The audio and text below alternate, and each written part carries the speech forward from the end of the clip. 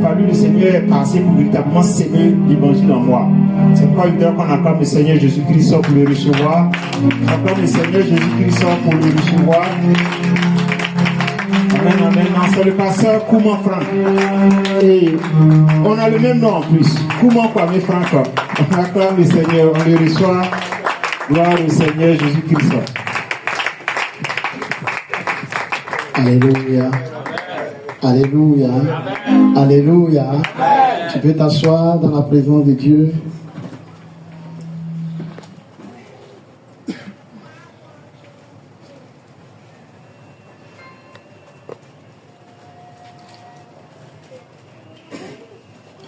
Sois béni, mon frère. Le docteur a tellement parlé comment me les a plus qu'il a dit.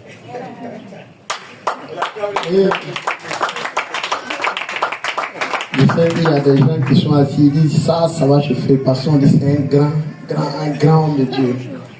Bon, tout ce qu'il a dit là, c'est pas tout qui est ça, hein. Gloire à Dieu. Alléluia. Luc chapitre 18, le verset 8.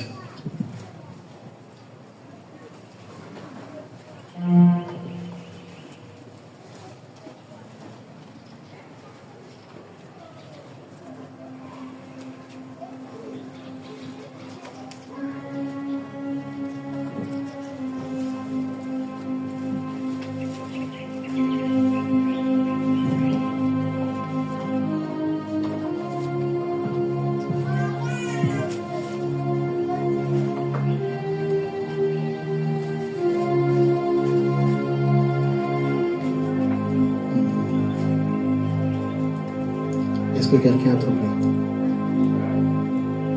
Si quelqu'un trouve, qu'il nous dise.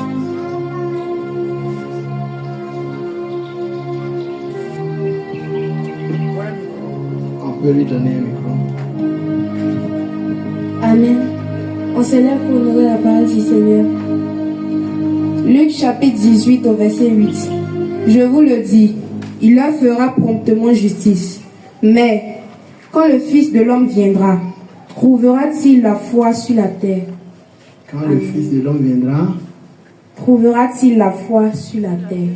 Quand le Fils de l'homme viendra, trouvera-t-il la foi sur la terre? Alléluia. Amen. Tu peux t'asseoir. Voici l'un des versets qui m'effraie le plus dans la Bible. Quand on lit ce verset, on a l'impression que Jésus qu'on suit là, il nous a menti. Parce qu'il dit ici que jusqu'à ce qu'il vienne, c'est pas sûr qu'il trouve des hommes de foi sur la terre. Alléluia. Il dit c'est pas sûr que jusqu'à ce que le Fils de l'homme revienne, qu'il trouve des hommes de foi sur la terre. De toi à moi, il y a combien d'églises aujourd'hui?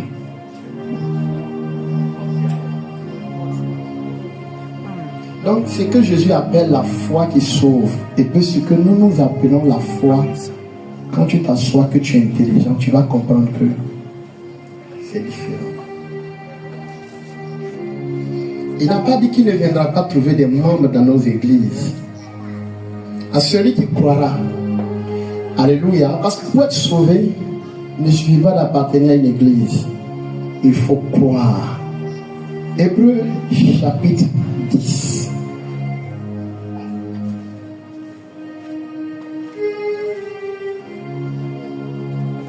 Si tu as trouvé, tu me dis. À partir du verset 1 jusqu'au verset 6.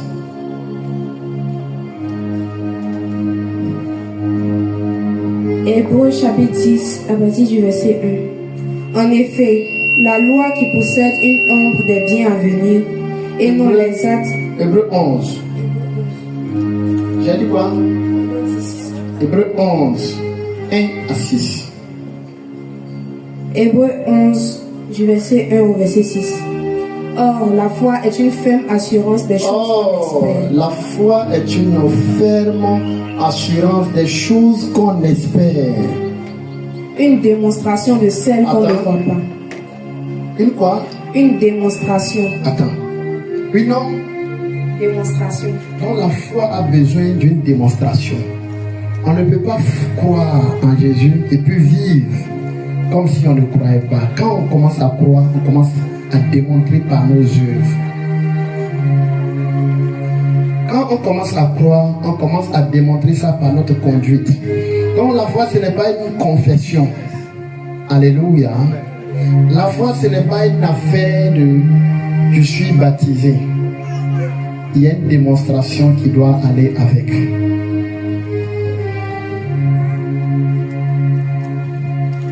Gloire à Jésus. Oh, la foi est une ferme assurance. C'est-à-dire tellement que tu es sûr qu'on ne peut pas t'ébranler. Donc quand tu dis tu crois en Jésus, et puis quand une situation arrive, tu abandonnes Jésus pour aller régler tes problèmes par tes propres moyens. Tu t'en vas utiliser les moyens humains pour résoudre tes problèmes et puis venir t'asseoir à l'église pour adorer, chanter avec des larmes. Ça, c'est pas la foi. Parce que quand on croit en face de tes situations difficiles, on n'élève que les yeux vers celui vers qui nous disons croire. Est-ce que c'est ça? La foi est une ferme assurance et une démonstration des choses qu'on ne voit pas. Allons-y. Pour l'avoir possédé, les anciens ont obtenu un témoignage favorable. Alléluia. Et ces anciens dont il parle de qui et qui? Ils ont lu la Bible. Ils ont obtenu un témoignage favorable. Il dit c'est le témoignage de certaines personnes qui ont favorisé, qui ont suscité en eux cette foi-là. Allons-y. C'est par la foi que nous reconnaissons que le monde a été formé par la parole de Dieu. Oui. En sorte que ce qu'on voit n'a pas été fait de choses visibles. Oui. C'est par la foi qu'Abel offrit à Dieu un sacrifice plus excellent. C'est parce que Abel croyait en Dieu. Même qu'on ne l'avait jamais prêché sur Dieu, mais il avait une certaine foi en Dieu. Et c'est la foi que Abel avait en Dieu qui a fait que il n'est pas allé donner des restants à Dieu. Il allait donner ce qu'il avait de meilleur à Dieu. Quand on ne croit pas, même dans ton adoration, on peut sentir. Même ta manière de venir au culte, on peut sentir. Ta manière de venir en retard, on peut sentir. Ta manière de te tenir, on peut sentir. Ta manière de te comporter avec les frères, avec les sœurs en Christ, avec les gens du dehors, on peut sentir qu'il n'y a pas la foi. Parce que quand il y a la foi, on peut commencer à constater ta foi dans tout ce que tu fais. Quand le Fils de l'homme viendra, est-ce qu'il va trouver des hommes et des femmes de foi sur la terre? Prier beaucoup, ce n'est pas le signe de la foi. Hein? Il y a des religions dans lesquelles on prie plus que vous. Porter voile ne veut pas dire que tu as la foi. Il y a des gens qui ont d'autres religions où pour voir leur corps là. Il y a d'autres même qui ferment tout. Vous-même au moins on voit votre visage. Il y a d'autres même on ferme tout. Alléluia. Est-ce que vous comprenez un peu? Allons-y. C'est par la foi qu'Abel offrit à Dieu un sacrifice plus excellent que celui de Caïn. C'est par la foi que Abel n'a pas comparé son sacrifice au sacrifice que ses frères venaient donner à Dieu.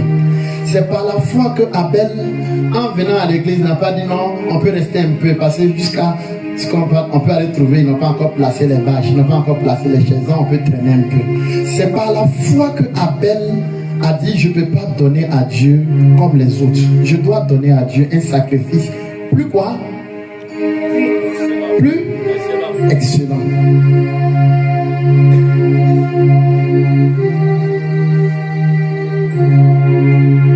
Alléluia. Oui. C'est par la foi qu'il fut déclaré juste. Oui. Dieu approuvant ses offrandes. Oui. Et c'est par elle qu'il parle encore, quoique mort. Oui. C'est par la foi qu'Enoch fut enlevé, oui, pour qu'il ne vit point la mort. Oui. et qu'il ne parut plus parce que Dieu l'avait enlevé. Oui. Car avant son enlèvement, il avait reçu le témoignage qu'il était agréable à Dieu. Avant même son enlèvement, il avait déjà reçu Le témoignage qu'il était agréable à Dieu. Il n'a pas attendu d'aller au ciel pour qu'on témoigne que lui, là, il est agréable à Dieu. Même avant de partir, il avait le témoignage que lui, là, il était agréable à Dieu. Oui. Or, sans la foi, Oui, il est impossible. reprends. Verset 5. Oui. C'est par la Non. foi. Or, sans la foi, il est impossible de lui être agréable. Or, sans la foi, il est impossible de lui être agréable. Quand on n'a pas la foi, il est impossible qu'on se rende agréable à Dieu. La seule chose qui peut pousser un homme à se rendre agréable à Dieu, c'est la foi. Alléluia. Et l'une des choses que Satan recherche dans nos vies, les gens vont te dire non, le diable combat ta bénédiction, le diable combat ton étoile, le diable combat ta destinée. Quand tu lis bien dans la Bible dit un jour Jésus regarde ses disciples. Et puis il a dit, Simon, Satan vous a réclamé, vous criblez comme du froment. Qu'est-ce qu'il a fait? Qu'est-ce que Jésus a fait? J'ai l'impression que je suis seul. Baisse un peu. André, les gens ne m'entendent pas. Oui, allons-y. Qu'est-ce que Jésus a fait? Parce qu'il dit, Satan l'a réclamé pour faire quoi? C'est-à-dire, Satan a dirigé beaucoup d'attaques contre le monsieur là. Il voulait l'écraser par les problèmes, par les soucis, par peut-être les factures, par la rentrée scolaire. Il voulait utiliser tout ce qu'il avait en sa possession pour pouvoir détruire totalement Simon. Mais il a dit à Simon, mais j'ai fait quoi? Pourquoi? Pour que quoi? Qu'est-ce que le diable visait alors? Alléluia. Tout ce que le diable ciblait dans la vie de Simon, c'était la foi. Parce que sans la foi, il est impossible de lui être agréable. Vous savez combien de personnes qui continuent à être pasteurs? Vous savez combien de personnes qui continuent à être chrétiens, mais qui ont perdu la foi?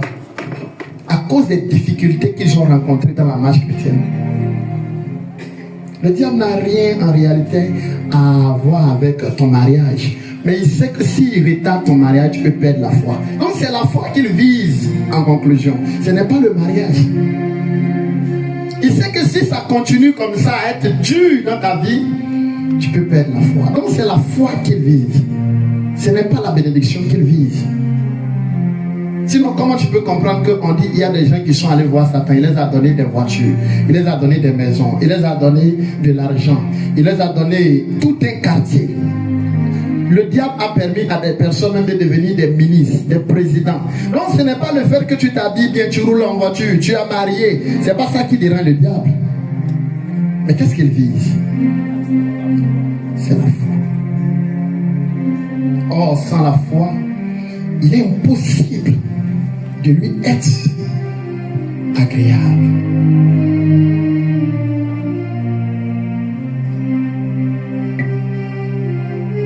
Il est impossible de lui être agréable sans la foi. Si tu veux jeûner, parce qu'on peut jeûner sans la foi. Si tu veux prier, on peut prier sans la foi. Parce que quand tu finis de prier et que tu n'as pas reçu ce que tu demandes à Dieu, quelle est l'attitude que tu as? Donc ça veut dire que tu cherches Dieu, tu pries beaucoup, mais tu pries sans foi. Lis dans ta Bible, dans le même livre des Hébreux, quand tu continues, il dit, il y a des gens qui ont demandé à Dieu des choses qui ne l'ont pas obtenues, mais qui ont gardé la foi dans Hébreux. Donc il y a des choses que Dieu peut te promettre, mais il ne va pas te donner. Donc les hommes de foi sont des gens qui ne suivent pas Dieu par rapport à ce qu'il donne. Les gens de foi sont des personnes qui suivent Dieu, pas par rapport à ce qu'il peut apporter dans leur vie, mais ils le suivent par rapport à ce qu'il est pour eux.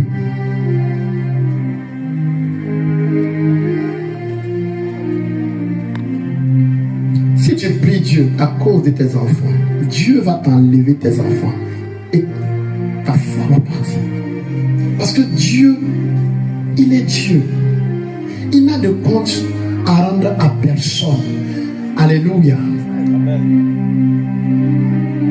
Dieu dit à Abraham, suis-moi et sois intègre et je te bénirai. Abraham a suivi Dieu près de 40 ans pour un enfant. Et près de 40 ans après, quand Dieu donne cet enfant à Abraham, Dieu vient voir Abraham et lui dit, donne-moi ton enfant. Et puis il précise encore, il dit ton unique.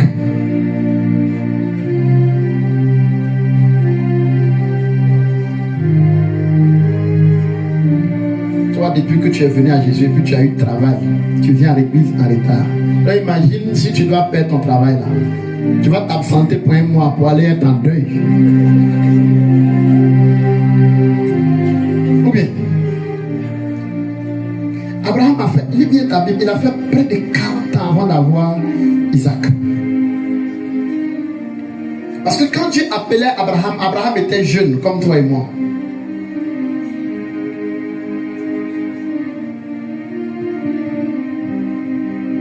Et à chaque fois, il dit, viens, je vais te bénir.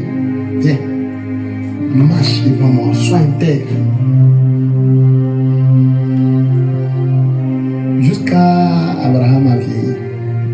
Il y a des gens, si Dieu leur dit aujourd'hui que ce que je t'ai promis là, c'est pas sûr que tu vas avoir. Il va supprimer le numéro du pasteur. Il va mettre le numéro de la soeur qui aime le déranger là sur liste noire. Il va rentrer en bourse.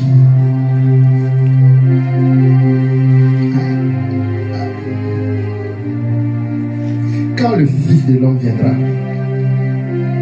trouvera-t-il la foi sur la terre? Pourquoi? Parce que beaucoup de difficultés que les gens vont connaître pendant leur marche vont amener beaucoup à perdre la foi. Parce que les gens pensent que quand quelqu'un prie et puis Dieu donne, ça veut dire qu'il est béni. On n'est pas béni parce qu'on reçoit.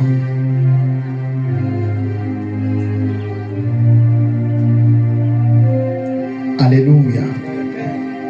J'étais en train de méditer sur la parole de Dieu, sur la vie de Paul et de Pierre.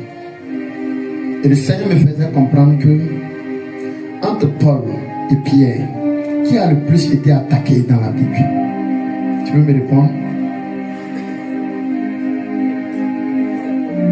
Et qui?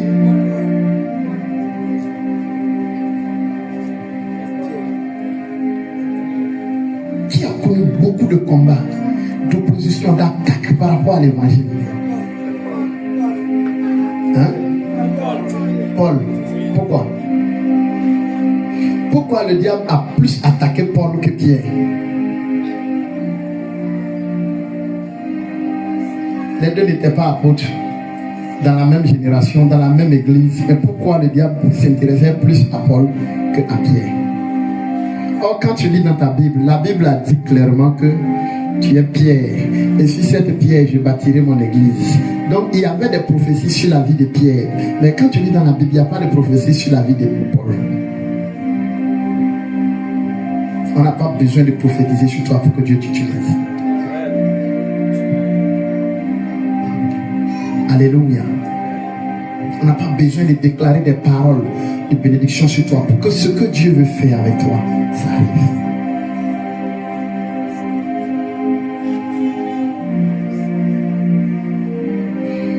Nous sommes en 2025. Même le message de Paul aujourd'hui continue à édifier l'église. Et le diable, ayant vu ça, s'en prenait à Paul. Il y a des gens qui prophétisent pas sur eux. Parce que si tu prophétises sur eux, tu es en train de les exposer. Quand Quand tu lis dans la Bible dit que le plus grand de tous les prophètes que le monde ait connu, c'était Jean-Baptiste. Il a baptisé Jésus sans savoir qu'il baptisait Jésus. Vous n'avez pas lu ça? Il a pris Jésus, il l'a baptisé. C'était le plus grand de tous les prophètes. Vos prophètes qui font du bruit ici, là. Je vois là. S'ils sont des prophètes, la Bible dit que Jean-Baptiste pouvait voir plus que eux. Mais il a baptisé le Messie. Il y a des gens qu'on ne prophétise pas sur. Il y a des gens que Dieu ne permet même pas à un prophète de voir leur avenir. Leur avenir est sombre. Parce que plus les gens voient, plus ça attire des oppositions, des combats compliqués qu'ils ne pourront pas gérer. Donc on ne sait même pas comment, quand et puis. Il y avait des grands prophètes en Israël. Mais personne n'a jamais prophétisé sur la vie de Paul. Mais quand tu lis dans la Bible, celui qui a le plus écrit, celui qui a implanté le plus d'églises, c'est Paul. Donc il y a des... Moi je vais à l'église, on ne voit rien sur moi.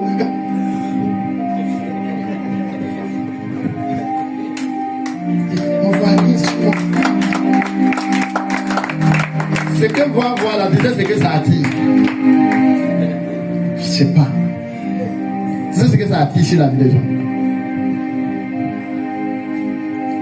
C'est ça ce que ça attire. Je vais te donner des exemples dans la Bible de certaines prophéties que Dieu a données aux gens qui ont compliqué leur vie.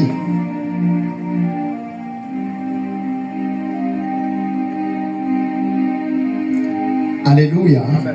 Quand Dieu révèle des choses sur ta vie et que la personne à qui cette prophétie est adressée n'est pas positionnée pour mener le combat qui va avec, ça va retarder les choses. C'est pourquoi quand tu vas quelque part, il faut prier, Seigneur, que ma destinée prophétique soit cachée. Le jour où on va prophétiser sur toi, et on va te dire, tu vas parcourir les nations. Il y a quelqu'un à côté qui va commencer à te haïr pour ça.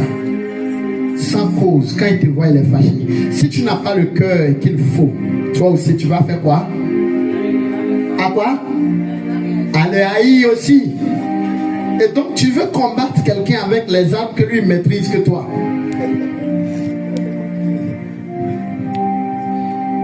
Tu vois que tu es en train de creuser ta propre tombe.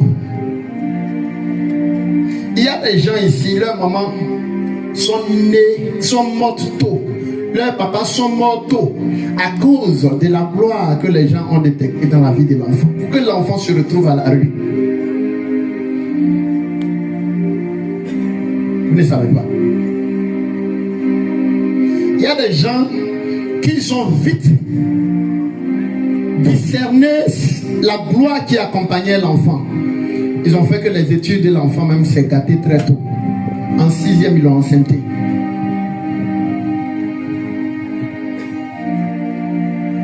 Parce qu'il y avait une grâce qui l'accompagnait.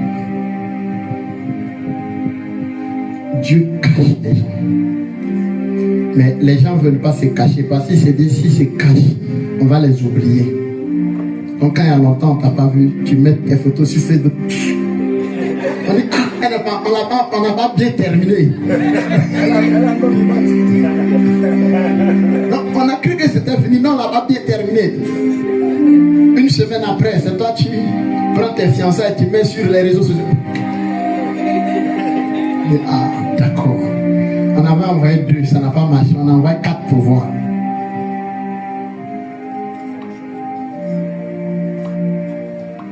Prends Daniel chapitre 10. Quelqu'un prend Jérémie 25.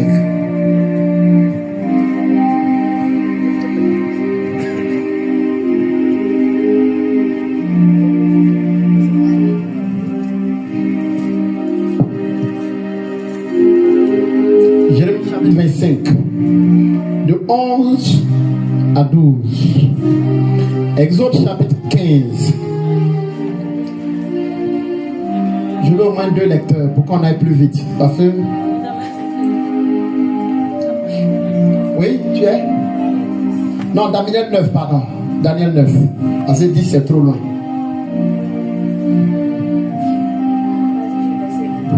à partir du verset 1. Mais quelqu'un nous lit Jérémie 25 d'abord, 11 et 12.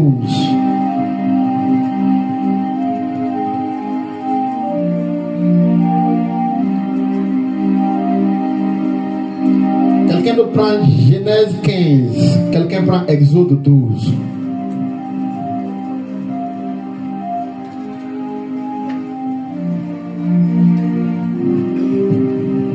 Quelqu'un a trouvé? Tu as trouvé quoi? Oui, 11 et 12. Parole du Seigneur, Jérémie 25, On peut lire. 11. Tout ce pays deviendra une ruine, Tout ce pays deviendra une ruine, un désert, un désert, et ces nations seront asservies au roi de Babylone. et cette nation sera asservie au roi de Babylone pendant 70 ans. Dis avec moi pendant 70 ans. Pendant 70 ans. Pendant 70 ans. Pendant 70 ans. Mais lorsque ces 70 ans seront accomplis, je châtierai le roi de Babylone et cette nation, dit l'Éternel. Et quand les 70 ans seront accomplis, je vais châtier le roi de Babylone. Alléluia. Tu peux t'asseoir. Maintenant, lis Daniel 9. Daniel 9, à partir du verset 1. La première année de Darius, La première année de Darius, fils d'Assuérus, oui, de la race des Mèdes, oui, lequel était devenu roi du royaume des Chaldéens, la première année de son règne, moi, Daniel, je vis par les livres qu'il devait s'écouler 70 ans pour les ruines de Jérusalem, d'après le nombre des années dont l'Éternel avait parlé à Jérémie le prophète. il avait prophétisé dans Jérémie 25 que les enfants d'Israël allaient aller en captivité à Babylone pendant combien d'années? 70 ans. Mais lorsque Daniel était en train de lire les Écritures, il s'est rendu compte que la malédiction qui avait été prononcée sur eux devait durer 70 ans. Et les 70 ans étaient écoulés et ils étaient toujours captifs. Un jour, je disais à quelqu'un m'a insulté sur les réseaux sociaux. J'avais publié un message. J'ai dit, ce n'est pas tout ce que Dieu dit qui s'accomplit. Oh, certains membres de l'armée de prière, Jésus revient, moi attaquer là-bas. Ça, c'est un faux prophète. Tout ce que Dieu dit arrive. Je dis, on ne peut pas discuter avec vous. Avec ton niveau là, et puis mon niveau là, c'est pas la même chose. Rendez-vous dans 10 ans. Parce que dans 10 ans, peut-être tu auras atteint mon niveau de compréhension. Et puis on pourra discuter. Alléluia. Comme le docteur, notre docteur aujourd'hui. Il y a peut-être 5 ans en arrière, si je discutais avec lui, peut-être j'allais le perdre. Ou bien, Dieu dit, les enfants d'Israël vont aller faire 70 ans. Ils ont fait plus de 75 ans. Quand tu continues, ils allaient dans leur 80e année. Et ils étaient toujours captifs. Or, c'est Dieu qui avait dit par la bouche de son prophète qu'on appelle Jérémie. Il y a des choses que quand Dieu déclare, il y a des esprits qui viennent pour ne pas que la prophétie s'accomplisse. C'est pas tout on doit dire sur ta vie en public.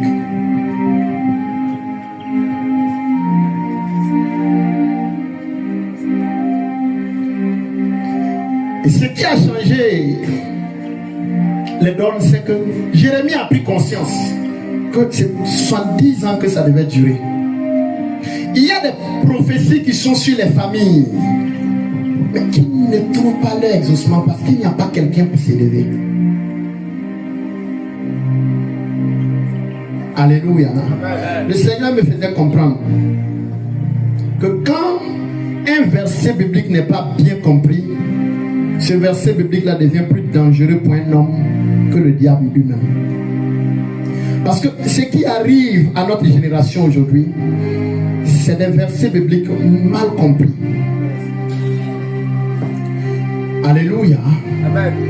Quand la Bible dit, si la prophétie attend là, ce n'est pas toutes les prophéties qu'on attend.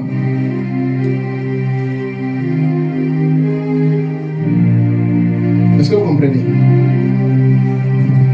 Il y a des prophéties pour lesquelles tu dois jeûner. Il y a des prophéties pour lesquelles tu dois prier. Il y a des prophéties pour lesquelles Dieu cherche des personnes avec lesquelles il va accomplir ça. Ce n'est pas parce que Dieu a prophétisé qu'il va utiliser un Africain ou bien un Ivoirien que forcément ça va arriver. Tant que Dieu n'a pas trouvé une personne qui entre dans sa vision, même si Dieu dit en cette année 2025, je vais apporter le réveil en Côte d'Ivoire. Si Dieu ne trouve pas des personnes capables de payer le prix, de porter le prix pour le réveil, ça ne va pas venir. Vous allez toujours courir pour aller dans d'autres nations pour aller chercher Dieu. Dieu dit 70 ans. Daniel s'élève, il se rend compte que les 70 ans sont écoulés. Ils sont toujours captifs et esclaves à Babylone. Et la Bible dit qu'il est entré dans un moment de jeûne de 21 jours. Pour intercéder et dire à Dieu, Seigneur, ce que tu as dit là, c'est comment?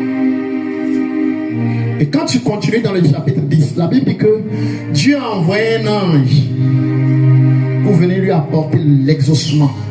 Imagine s'il n'était pas entré dans le jeûne, l'ange ne serait pas envoyé. Et quand l'ange vient, l'ange lui dit, Daniel, depuis le jour où tu as eu à cœur de comprendre, de t'humilier et de prier, ta prière a été entendue au ciel. Et il dit encore, quand je venais, un ange de Satan m'a résisté. Il résistait pourquoi? Pour ne pas que la prophétie s'accomplisse. Ou bien, pour ne pas que ce que Dieu a dit là, ça s'accomplisse. Il y a des gens, le temps de leur servitude est terminé. Mais ils sont toujours dans la servitude. Il y a des gens, Dieu dit que les malédictions qui étaient rattachées au péché qu'ils avaient commis là, c'est fini. Mais ils sont toujours dans les mêmes liens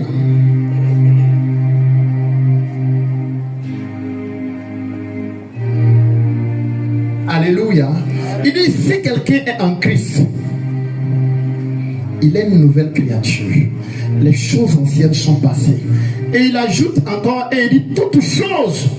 Il n'a pas dit que ta vie de prière seulement. Il dit, toutes choses sont devenues nouvelles. Tout. Les anciennes choses passent pour laisser place à de nouvelles choses. Mais quand tu t'assois entre nous, est-ce que les anciennes choses sont passées? Mais c'est pas parce que Dieu a dit automatiquement que ça sera comme ça. Il faut un prix à payer. Il faut rappeler à Dieu.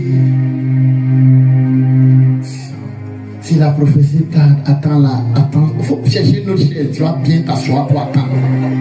Avec une chaise en caoutchouc que tu as assis dessus là, ça va vieillir, ça va se casser, tu seras à la même place.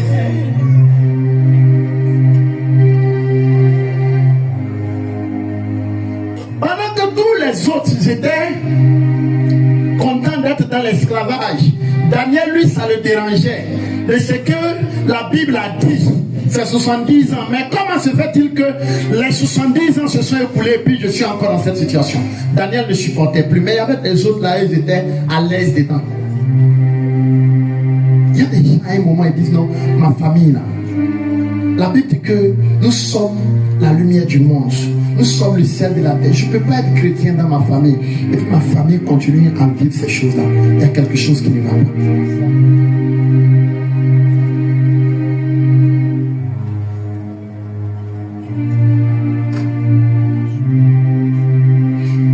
Tant que tu ne parles pas à Dieu, dans Jérémie, il dit parle toi-même.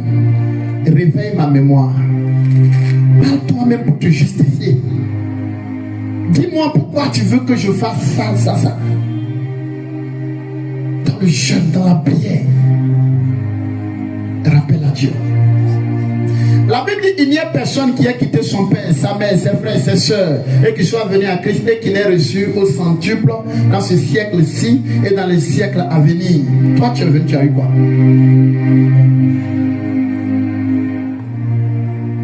Tu as eu quoi? Les boutiquiers de ton quartier là, il y a ton nom partout dans les cahiers. Quand l'entrée arrive là, ton cœur bat, on dirait moteur de moulin.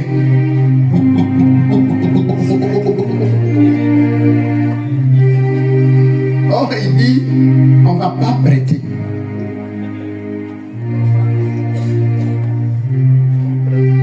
Et puis les gens pensent que ça c'est le diable qui leur fait croire que c'est les conséquences de vos péchés. Soit Dieu pardonne, soit Dieu ne pardonne pas.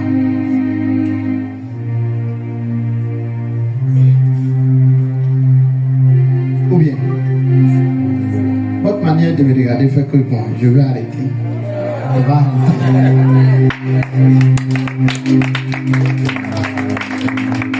Alléluia. Il y a des familles dans lesquelles Dieu a de grandes promesses. Mais tant que Dieu ne trouve pas un homme, Dieu ne trouve pas une femme capable de se tenir à la brèche et te dire trop c'est trop, les choses doivent changer, rien ne va changer. Quel que soit ce qu'on aura prophétisé sur vous, rien ne va changer.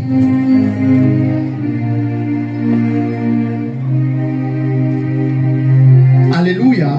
Amen. Alléluia. Amen. Quand tu lis dans la Bible, j'ai dit Genèse combien? 15. Quand tu lis dans la Bible, Dieu dit aux enfants d'Israël, à Abraham, il dit aux enfants d'Israël qu'ils seront esclaves en Égypte. Pendant combien d'années? 400 ans. Est-ce que Dieu ment? Mais est-ce que les enfants d'Israël ont fait 400 ans? Pourquoi?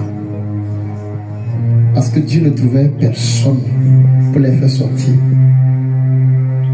Donc quand Dieu vient te dire non, telle personne là, c'est ton mari, c'est lui là tu vas marier. Quand Dieu dit non, ton mari là, tu vas l'élever, il sera grand. Dieu n'a pas menti, mais ça peut ne pas arriver. Quand Dieu dit lui là, je vais le guérir et il va me servir. Tu peux recevoir la prophétie, tu vas donner, les gens vont acclamer, puis il va mourir. Demain, les gens, quand tu prophétises encore, les gens te regardent comme ça.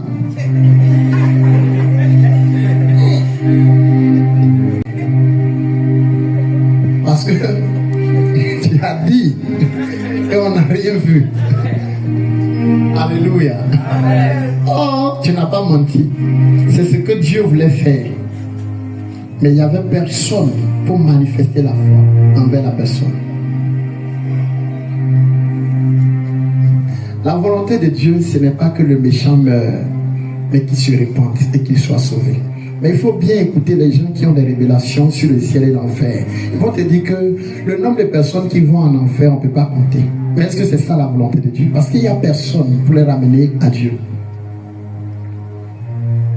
Il y a ce que Dieu veut faire. Et c'est ce qu'il vous révèle. Mais il y a ce que tu peux permettre à Dieu de faire à partir de toi. La Bible dit un jour, il y avait un monsieur qui devait aller à quelque part et il a appelé ses serviteurs pour leur remettre des talents. Et la Bible dit, qu'est-ce qu'il a fait? Il a remis à chacun selon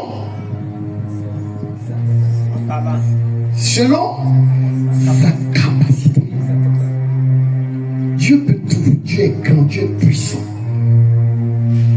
La délivrance que Dieu va amener dans ta vie sera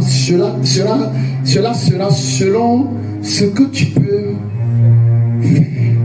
Si c'est 5 démons, tu peux chasser dans ta vie et puis le reste là, tu les laisses, tu dors. Tu vas chasser tes 5 démons sur 100 et puis tu vas continuer à être chrétien. Dieu, ça ne le dérange pas. Parce qu'il dit, je vous ai donné le pouvoir. Alléluia. Quand tu lis dans Jérémie, il dit, toute langue qui s'élèvera en jugement contre toi, il n'a pas dit Dieu la condamnera. Il dit toi-même, c'est ton travail.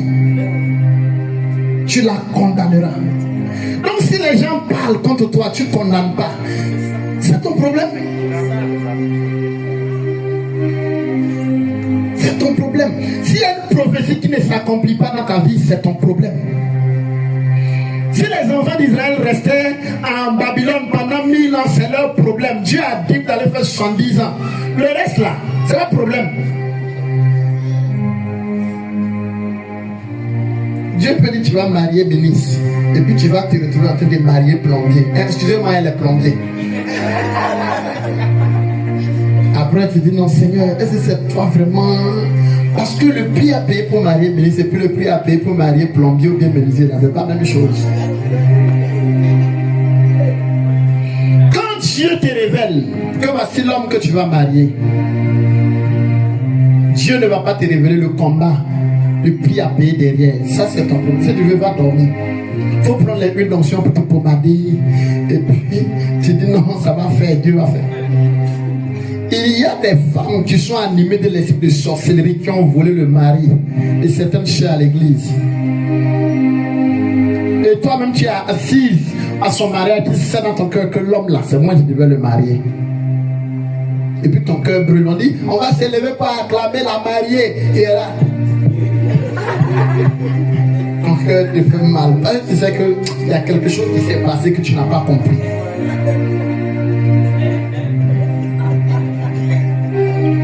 Des esclaves sur des chevaux et des princes à terre. Mais est-ce que c'est parce que Dieu est injuste? C'est parce que les esclaves ont payé le prix et les princes se contentaient de ce qu'ils étaient. Ils avaient le nom de prince, le titre de prince. C'est nous les chrétiens ici. C'est nous qui sommes dans la vérité. Vérité sauve pas.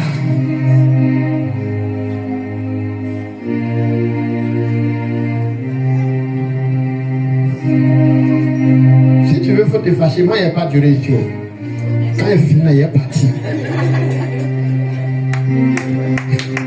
Donc, même si tu es fâché contre moi, comment il finit de parler, moi je m'en vais.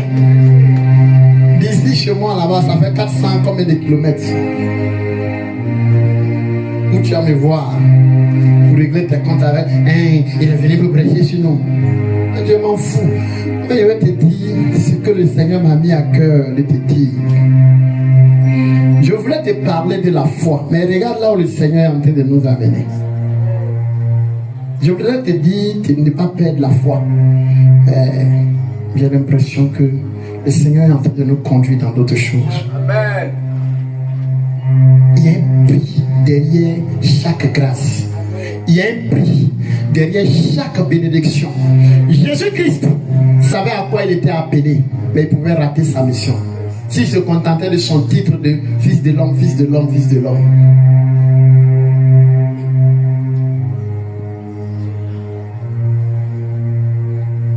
Si c'est vraiment ça que le Seigneur a dit sur ma vie, c'est qu'ainsi ça va arriver. Il faut regarder le visage de ton voisin. Il faut lui dire qu'il t'a blagué comme ça.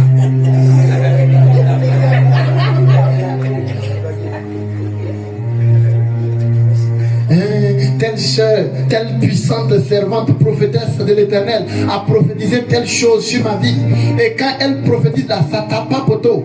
Pour toi là, il faut t'asseoir. C'est pas poteau ça va taper, c'est brique.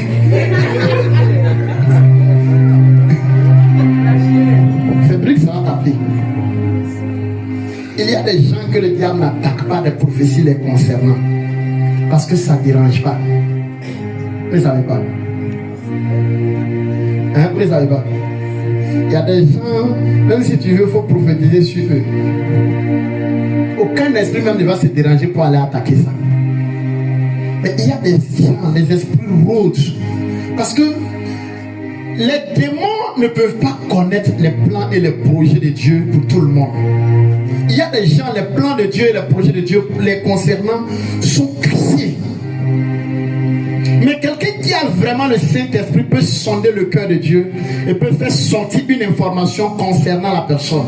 Il s'agrippe dessus.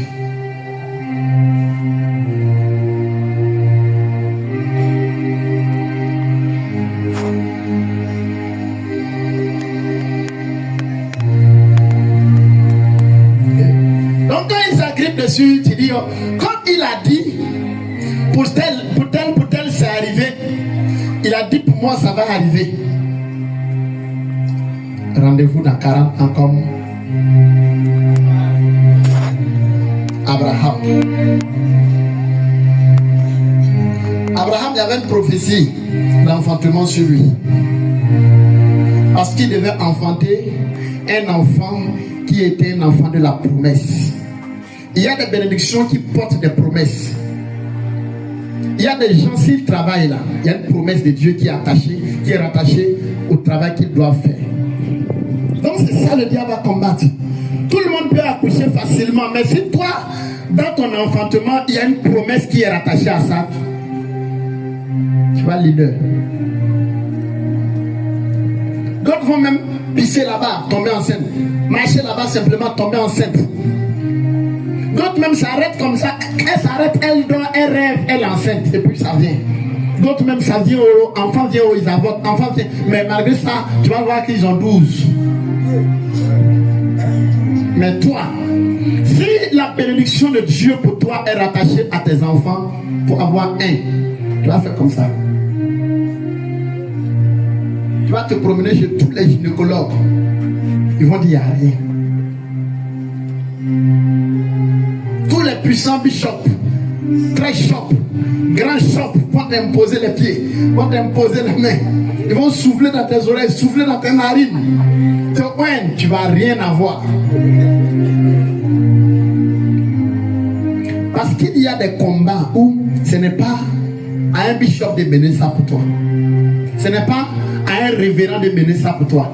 Ce n'est pas à un pasteur de mener ça pour toi. C'est ton combat. Mais quand Dieu va t'élever, parce qu'il n'y a pas un sujet de prière là-bas pour moi. Est-ce que le pasteur connaît ton problème? Entre dans la présence du Saint-Esprit. Il va t'orienter comment prier par rapport à ta situation. Pasteur, tu ne peux pas me donner des sujets de prière pour que je prie par rapport à mon problème là. Il va te dire, bon, par rapport à ce que lui pense, c'est ce qu'il va te dire. Tu vas aller faire. Après, tu vas dire, il n'est pas loin. Parce que l'église là, ce n'est pas pour lui, c'est le Saint-Esprit. Quand tu lis dans la Bible, dans l'Ancien Testament, c'était le temps de l'Éternel. Dans le Nouveau Testament, dans les évangiles, c'était le temps de Jésus-Christ. Mais à partir des Actes jusqu'à Apocalypse, il dit d'écouter ce que l'Esprit dit aux églises. Il n'a pas dit d'écouter Jésus, il n'a pas d'écouter l'Éternel. Donc c'est l'Esprit de Dieu qui conduit son église. Donc c'est une église, la voix de l'Esprit. Et puis tu es attaché à la voix des bishops et des pasteurs, tu vas longtemps dans ta situation. Parce que l'Esprit de Dieu veut parler à tout le monde, petit ou grand ou. Il dit dans les derniers temps, je répandrai. Or, dans l'ancien temps, c'est le prophète qu'on partait consulter pour connaître quelle était la pensée de l'Éternel. Mais il dit, je répondrai. Donc tu peux t'asseoir dans ta maison et puis demander à Dieu, ma situation là, qu'est-ce qui se passe? Et l'Esprit de Dieu va te parler. Et tu sauras comment te tenir dans la prière.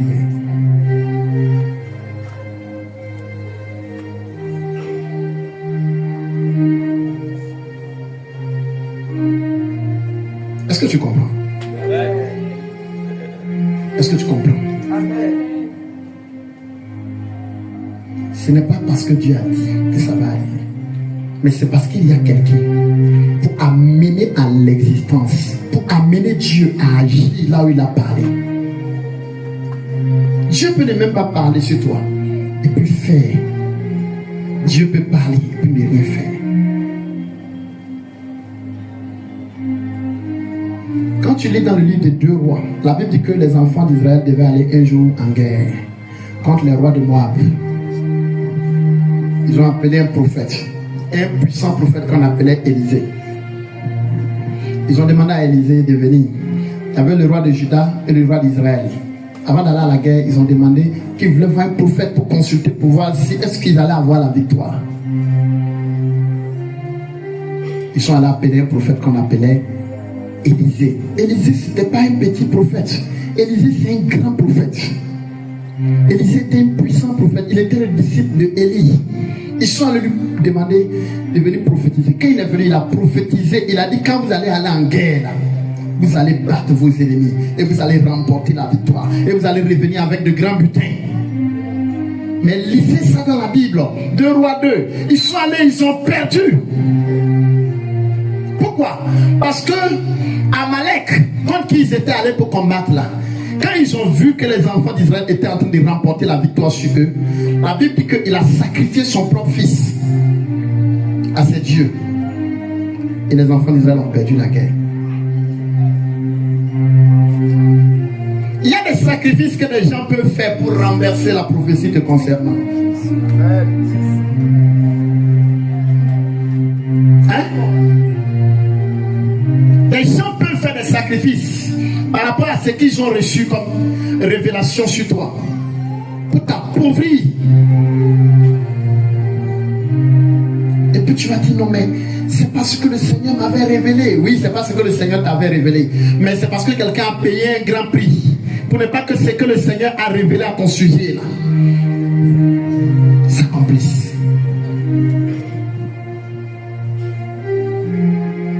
Quand Dieu a dit là, c'est ça qui est en train de rendre beaucoup de chrétiens comme ça. Pasteur, prophète, dit quelque chose sur ma vie. Maintenant, quand on a fini de dire, quelle est l'attitude que tu as? Hein, Baba? Hein?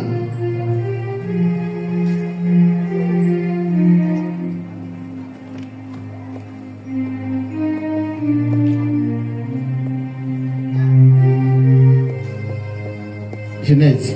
Quelqu'un a trouvé les mots. Genèse 15, 13. Exode 12, 37.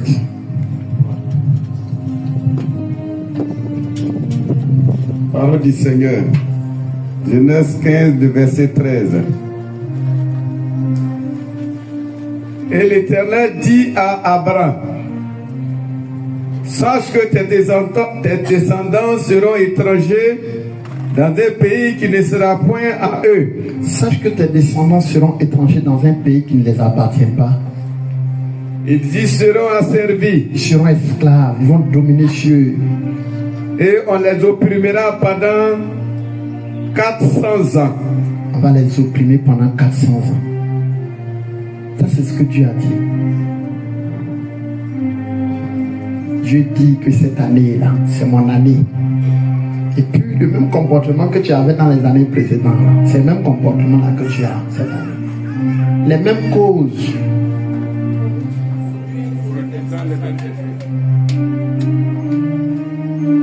Ils seront asservis pendant 400 ans. 400 ans. 400 ans. 100 ans, 100 ans, 100 ans. Jusqu'à 400.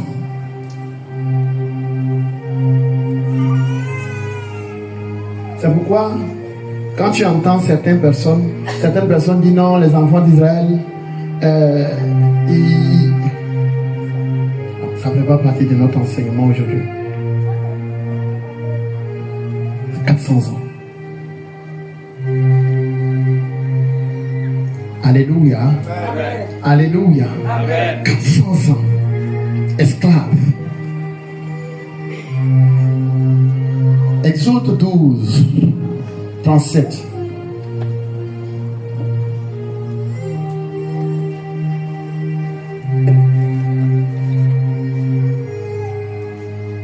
Exode chapitre 12. Exode 12, verset 37. Oui, il dit quoi? Les enfants d'Israël partis de Ramsès au Sukkot au nombre d'environ 600 000 hommes de pied, sans les enfants. Sans les enfants, 600 000, oui. Une multitude de gens de toute espèce montèrent avec eux. Ils avaient aussi des troupeaux considérables de brebis et de bœufs. Ils firent des gâteaux cuits sans levain avec la pâte qu'ils avaient emportée d'Égypte et qui n'était pas levée, car ils avaient été chassés d'Égypte sans pouvoir tarder et sans prendre des provisions avec eux. Verset 40. Le séjour des enfants d'Israël en Égypte fut de 430 ans. Combien? 430 ans. Combien? 430 ans. Ils ont eu 30 ans de boissou, de paresse. Parce que Dieu cherchait quelqu'un par qui il allait passer pour sortir ce peuple-là. Il n'a pas trouvé. Jusqu'à ce qu'il tombe sur Moïse qui se préoccupait de ce que les enfants d'Israël étaient devenus en Égypte. Moïse avait mal. Parce que quand tu vois ta famille, tu as mal. Tu n'as pas mal. Vous allez mourir dans vos péchés. Moi, je suis à Christ. Moïse avait mal de ce que les Égyptiens faisaient des enfants d'Israël. Et Dieu dit, yes, j'ai trouvé quelqu'un. Il dit, enfin, j'ai trouvé quelqu'un. Ce n'est pas écrit à quelque part que c'est Moïse qui allait venir libérer. Mais c'est parce que quand tu lis dans Hébreu, lis Hébreu 11, où on était.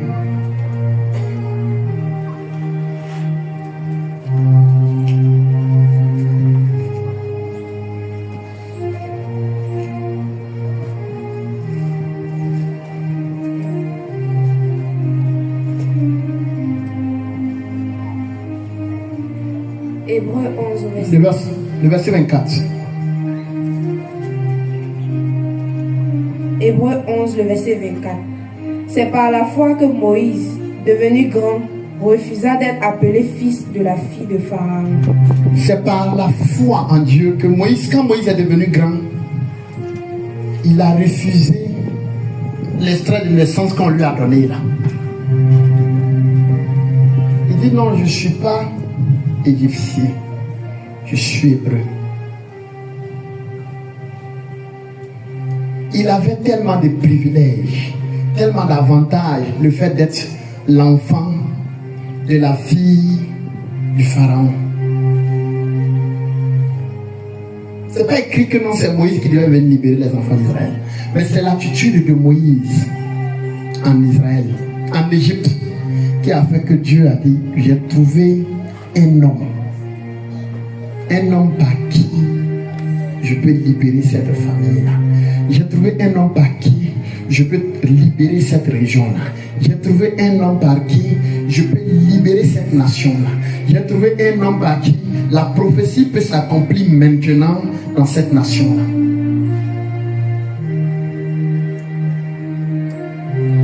Mais toi, à cause de ton petit travail que tu as eu là,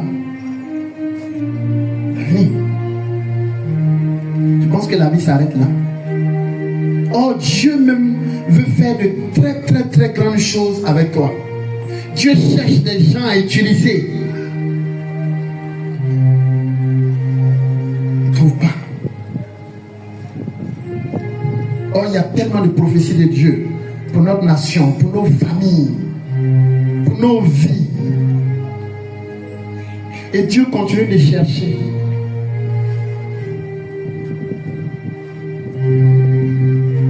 J'ai entendu des gens dire, il y a quelqu'un qui a prophétisé sur la Côte d'Ivoire et puis ça ne s'est pas accompli. J'ai entendu des gens dire, oh, il a dit c'est pas arrivé car c'est un faux prophète. J'ai ri. J'ai dit de la même manière il a prophétisé, vous avez entendu là. Ceux que ça concernait là, s'ils sont mystiques, il y a des pratiques aussi qu'ils ont commencé à faire pour ne pas que ça s'accomplisse. Vous pensez que les gens sont bêtes dans le pays là. Mais les gens ne savent pas que ce n'est pas parce que Dieu a dit que c'est comme ça forcément.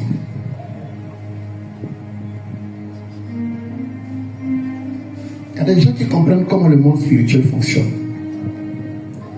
Dans le monde spirituel, c'est une affaire de balance. Celui qui paye le prix, la balance va aller de son côté. Tu peux être chrétien et puis quelqu'un va s'élever, faire des sacrifices et puis t'enlever toutes tes grâces. Il va payer voiture ici. Toi, tu vas monter dans son bac, mais tu vas payer l'argent. Or, c'est de tes grâces qui vient. Parce que tu penses que le fait qu'on t'appelle chrétien, ça suffit. Et il y a beaucoup de chrétiens comme ça qui vivent sans gloire, sans grâce. Parce que les païens ont tout récupéré. Et ils sont à l'église, ils dansent avec le gospel. pauvre, malheureux, misérable et nu. Le diable ne crée rien, le diable n'a rien. Tout ce que tu vois le diable donner à des gens qui le suivent, il a pris ça avec les enfants de Dieu. Il ne crée rien. Le diable ne peut pas créer l'argent. Si tu vois le diable, quelqu'un allait le voir et puis il a eu l'argent, c'est qu'il allait voler ça dans le compte spirituellement ou bien physiquement de quelqu'un. Quand quelqu'un s'en fait médicament pour avoir l'argent, et puis il fait, et puis l'argent vient dedans, quelqu'un va avoir des problèmes dans son service pour faire la prison. Vous pensez que l'argent la quitte où? C'est notre CFA que Banque mondiale donne. C'est ça. Quand on te confie que tu n'es pas spirituel, c'est chez toi en vol. Mais ça va dans le dos de quelqu'un. Ce n'est pas des biens qui viennent du monde spirituel. Demandez aux gens qui ont pratiqué, qui ont fait des pratiques, qui ont été dans le monde de la sortie. Ils vont vous expliquer que c'est des grâces qu'on vole à des gens. Quand quelqu'un s'en va et dit non, Satan, je veux le mariage. Il dit il veut marier un grand. C'est pour quelqu'un qui est en train de dormir, si pour lui là on prend. Et puis on lui donne, on dit va marier grand. Donc si ça tombe ici pour toi, c'est pour toi on prend, on met dans sa main. Donc il y a des gens, des sorciers ont pris leur richesse. Et puis ils sont là fait boucan au maquis. Travaillement, et puis lui, ils ont enlevé son compteur. Ton compteur, ils ont enlevé pour partir. On a que l'argent, la bénédiction et la grâce que Dieu t'a donnée pour t'occuper de tes enfants là. Il y a quelqu'un qui a pris les maquis. Il fait comme ça. Il fait comme ça. Le diable ne crée rien. Demandez vous-même vous expliquer. Il ne crée rien. Quand quelqu'un a mal au pied, et puis s'en va voir, on lui donne santé dans son pied là. Ça veut dire qu'ils vont prendre pour quelqu'un là-bas. Quelqu'un va se réveiller demain, puis il est réveillé que voiture m'a cogné. Ils ont pris pour partir. C'est clair. Ils ont pris pour partir vendre ça. Quelqu'un a payé pour donner à son client. On dit bon, par rapport à ton truc là, c'est trop grave. C'est trop sérieux. Il faut envoyer un mouton. On prend le mouton, on s'en va acheter dans le monde spirituel, pied de quelqu'un. Quelqu'un dit non, j'ai le pied de ma nièce, il veut vendre. On lui donne plus là, il donne. Il vient donner à son patient. Et puis maintenant, on dit oh, le marabout là est puissant.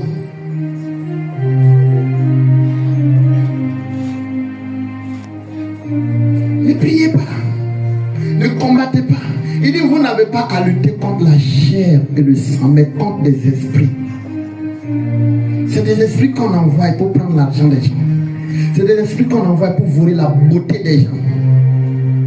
On a une soeur qui était dans une église, qui devait se marier à un infirmier ou un docteur. Quand il devait aller faire la dot, des boutons sont tombés sur son visage comme ça.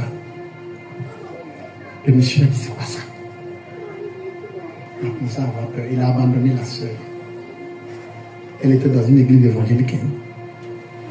Elle dit, ça a découragé le monsieur. Tout son verre est devenu plein.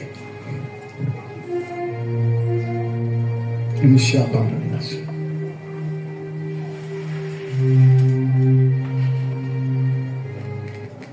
Il est parti.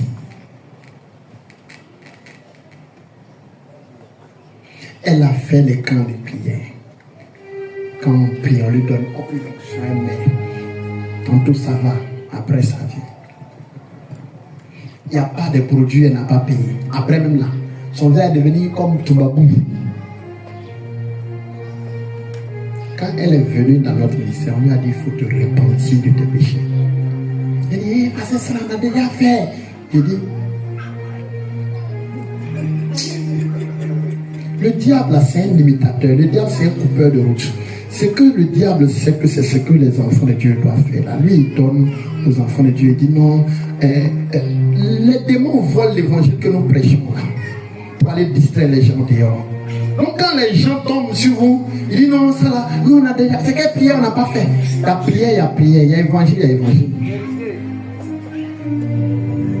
Les gens peuvent vivre dans le dépouillement, ça ne va pas les envoyer au ciel parce que c'est inspiré par les démons. Les gens ne savent pas. Les gens peuvent prêcher sur la sanctification, Mais le message qu'il prêche là, c'est poussé par les démons. Ça ne peut rien produire dans la vie des gens. Les gens seront dans les robes, mais impudiques.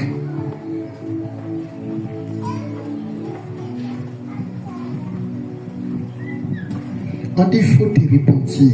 Elle a raisonné. À un moment, elle a décidé. Il n'y a pas. Quand on dit aujourd'hui, on dit zéler à l'église, je me demande s'il y a son deux. Quand elle s'est repentie, on a prié pour elle. Elle a fait son baptême. Elle est passée à la délivrance. Après la délivrance, les boutons là ont commencé. Parce qu'elle avait des produits qu'elle mettait. Il lui a dit de jeter. J'ai dit, parce que ça m'a coûté tant. J'ai dit, il faut laisser tout ça là. Il faut jeter. Tous les boutons là ont disparu. Tout est parti. Je sais, quand on priait pour elle, on attrape sa maman. Il n'y avait pas qu'elle se marie.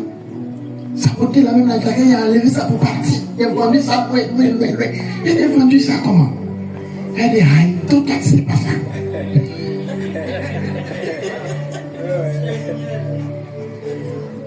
J'ai dit, on va chercher sa chose pour lui donner. Mais c'est trop. J'ai dit, faut envoyer, on va quitter ici. Aujourd'hui, là, son visage, elle rend témoignage. Elle dit, elle ne savait pas que son visage pouvait revenir normal comme ça, sans produit dessus.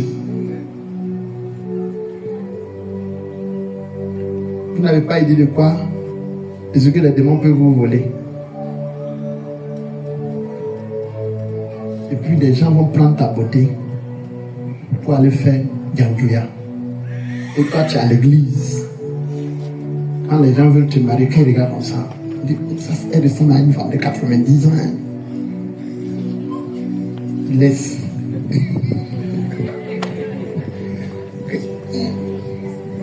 Même si tu veux, il faut dire non, frère. Dieu me dit que la soeur, là, c'est ta femme. Il dit non, ça c'est ma grand-mère. On dit non, elle a 25 ans. Tu dis non. C'est que lui voit. Et puis vous, ce que vous voyez là, c'est pas la même chose.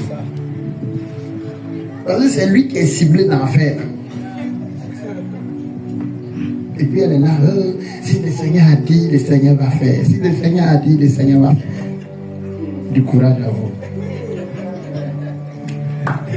Accorde le Seigneur Jésus-Christ. On accorde le Seigneur Jésus.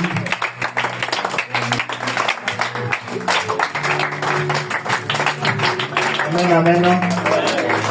La simplicité du message, il y a une profondeur, il y a une puissance. Et c'est ce que j'ai dit. En vérité, ça confirme ce que je dis très souvent. Je lui présente mes excuses, mais il a un niveau peut-être